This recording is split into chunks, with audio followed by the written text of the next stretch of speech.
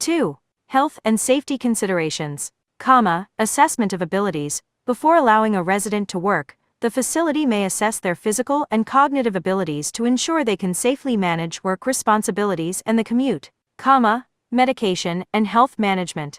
For residents who require medication or have health conditions, the facility might coordinate with the resident to ensure they can manage their health while working. 3. Flexibility and support, custom care plans. Assisted living facilities often create individualized care plans, so if a resident is working, their care schedule can be adjusted to accommodate their work hours, support services. Residents who work might still benefit from services such as meal preparation, housekeeping, or assistance with ADLs when they are not at work. Yes, residents in assisted living facilities can often go out and work if they are physically and cognitively able to do so. Assisted living is designed to support independence while providing help with activities of daily living. ADLs as needed. Here's how it typically works. 1. Independence and freedom, come and go. Most assisted living facilities allow residents to come and go as they please, provided they are capable of doing so safely. This includes going to work, attending social activities, or running errands, transportation. Some facilities may offer transportation services or assistance in arranging transportation to and from work. Yes, if you live in an assisted living facility and are able to drive, you can typically keep your car at the facility and work for DoorDash or a similar service. Here's how it works. 1. Parking and vehicle policies, parking availability.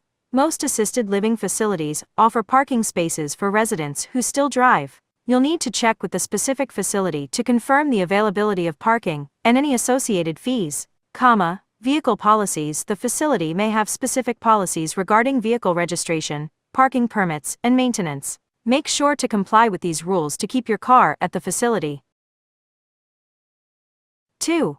Driving and working, ability to drive. If you are physically and cognitively able to drive safely, you can use your car for personal use, including working for DoorDash or other delivery services, work schedule. Assisted living facilities are generally flexible with residents' schedules, so you can work at times that suit you, as long as it doesn't interfere with any required care or services you receive. 3. Health and safety considerations, health assessments. The facility may periodically assess your ability to drive and work, especially if you have any health conditions that could affect your safety. This is to ensure your well-being and the safety of others, medication and health management. If you have specific health needs or medication schedules, you'll need to manage these while working, ensuring that your work does not interfere with your care. 2. Discussing medication during an appointment, reviewing current prescriptions. During your scheduled appointment, whether in person or virtual, you can talk to the doctor about any concerns or questions regarding your current medications, getting new prescriptions. If you need a new prescription or a refill, you can discuss this with the doctor during the appointment. 3. After the appointment, follow-up communication. After your appointment, you might be able to follow up with the doctor's office via phone or their patient portal to discuss any additional concerns about your medication. This, however, would typically be arranged through the doctor's office directly, not via ZocDoc. 4. Social and emotional benefits, sense of purpose. Continuing to work can provide a sense of purpose and fulfillment, which is beneficial for the mental and emotional well-being of residents, community interaction. Working allows residents to maintain connections with the broader community outside the facility, which can be enriching. 5. Financial considerations, income and benefits. Residents should be aware of how working might affect their income and any benefits they receive, such as Social Security or Medicaid. In summary, residents of assisted living facilities can often continue to work if they are able. The facility will typically support their independence while ensuring their health and safety needs are met. 4. Financial considerations, income impact. If you receive any financial assistance or benefits, it's important to consider how additional income from DoorDash might affect your eligibility for those programs. Insurance. Make sure your car insurance covers you for using your vehicle for work, as some policies may require additional coverage for delivery services. In summary, many assisted living facilities allow residents to keep their cars, and work for services like DoorDash, provided they are capable of driving safely and managing their work responsibilities. It's important to check with your specific facility about their policies and ensure that you comply with all necessary rules and regulations. 3. After the appointment, follow-up communication. After your appointment, you might be able to follow up with the doctor's office via phone or their patient portal to discuss any additional concerns about your medication. This, however, would typically be arranged through the doctor's office directly, not via ZocDoc. 4. Prescription refills, requesting refills. If you need a prescription refill, the best approach is to schedule a quick telehealth appointment through ZocDoc. Many doctors can handle prescription refills during these sessions.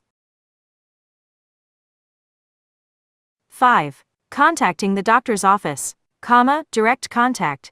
If you've already had an appointment and need to contact the doctor's office about your medication, you'll usually need to do so directly, outside of the ZocDoc platform. ZocDoc does not typically provide a messaging system for ongoing communication after the appointment is booked. In summary, ZocDoc is useful for scheduling appointments where you can discuss your medications, but for direct communication about medication outside of these appointments, you would need to contact the doctor's office directly, either by phone or through their own patient portal. Yes, you can use ZocDoc to see both a psychiatrist and a primary care doctor. Here's how you might handle this. 1. Seeing a psychiatrist on ZocDoc, booking an appointment. You can use ZocDoc to find and book an appointment with a psychiatrist. This can be either an in-person visit or a telehealth virtual appointment, discussing mental health concerns. During your appointment with the psychiatrist, you can discuss any mental health concerns, ask for advice, and talk about medication or therapy options.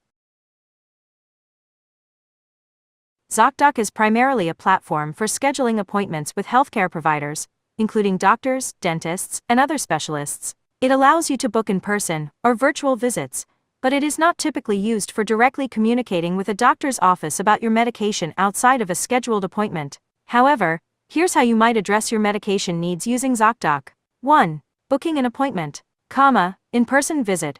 You can use ZocDoc to book an appointment with a healthcare provider to discuss your medications in person. This is often the best way to get detailed advice and adjustments to your prescriptions. Telehealth appointment. ZocDoc also allows you to book telehealth virtual appointments, where you can discuss your medications with a doctor online. This can be convenient if you have questions or need a quick consultation. 2. Follow up with a primary care doctor, referral or coordination. If the psychiatrist suggests you follow up with your primary care doctor, you can use ZocDoc to book an appointment with your primary care provider. This could be for further evaluation, blood work, or to discuss any physical health concerns related to your mental health treatment. Continuity of care. Your primary care doctor can help coordinate your overall health care, including any treatments or recommendations from the psychiatrist. Invega Hafira is a long-acting injectable form of the antipsychotic medication paliperidone palmitate. It is used primarily to treat schizophrenia in adults, and is notable for its extended dosing schedule, requiring administration only once every 6 months. Here's an overview of Invega Hafira. 1.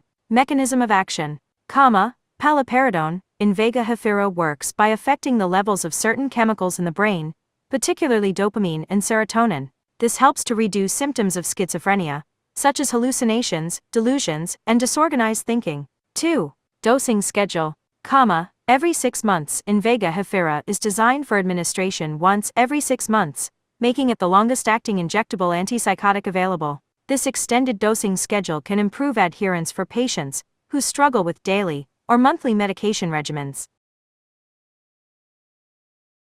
3. Administration, healthcare professional. The injection is administered by a healthcare professional, typically in a clinical setting. It is given as an intramuscular injection, usually into the gluteal muscle, the buttocks. Loading dose.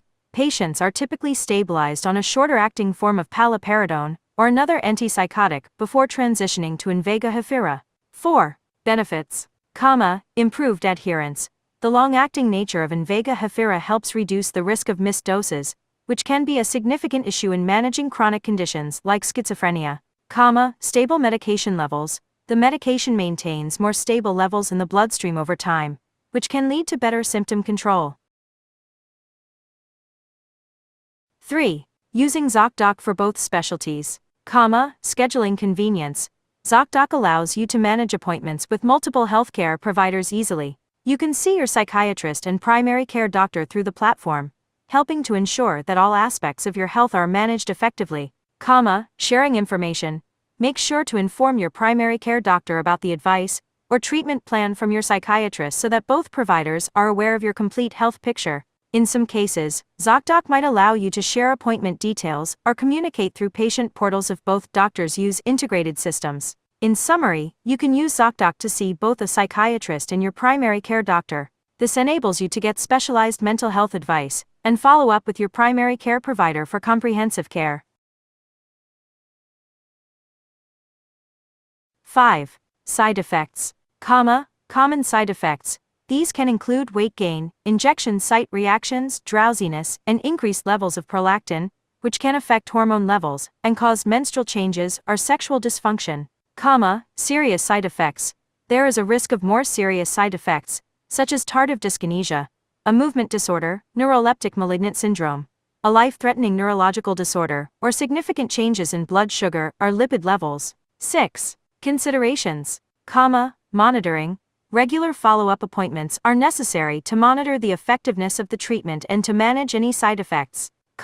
Not for everyone. Invega Hafira may not be suitable for all patients with schizophrenia, especially those with a history of hypersensitivity to paliperidone or risperidone. 7. Consultation with healthcare provider. Personalized treatment. As with any antipsychotic treatment, it's important to have a thorough discussion with a healthcare provider to determine if Invega Hafira is the right option. This includes considering the patient's overall health, history with other medications, and specific symptoms. Invega Hafira represents a significant advancement in the treatment of schizophrenia, offering the convenience of biannual dosing while aiming to improve treatment adherence and symptom management. However, as with all medications, it should be used under careful medical supervision.